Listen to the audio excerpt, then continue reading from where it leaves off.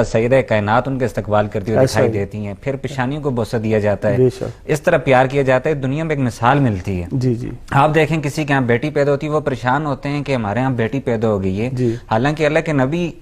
محمد مصطفیٰ صلی اللہ علیہ وسلم نے ارشاد فرما دی کہ جس کے ہاں پہلی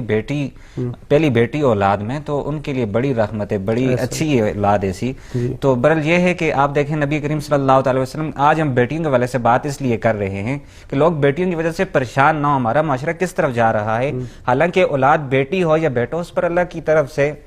بہتری ہوتی ہے، اس پر خوشی منانی چاہیے، جشن منانا چاہیے، لیکن بیٹی کے ہاں جب بیٹی پیدا ہو جائے تو اس پر لوگ دکھ کا اظہار کرتے ہیں، جتنا بیٹے کی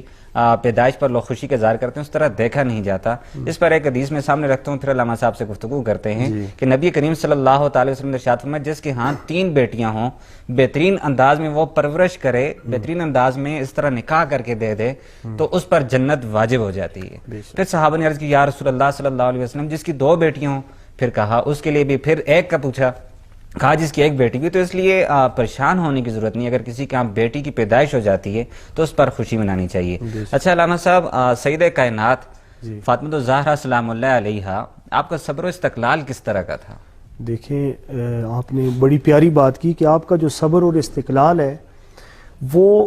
اس کی میں 2-3 مثالیں، کیونکہ آقا علیہ السلام نے جو آپ کی تربیت کی ہے بے شک یہ اکثر ذہنوں سے ہماری سوسائٹی میں غائب ہو جاتی ہے۔ حضور صلی اللہ علیہ وسلم نے جب اعلان نبوت فرمایا، بے شک، تو دیکھیں کہ 1 ملین لوگ ہیں مکہ میں رہنے والے، ان کے سامنے جا کے کوہ صفا پہ آقا علیہ السلام نے پبلک گیدرنگ میں ساروں کو جمع کیا، جتنے آ سکتے تھے وہ سارے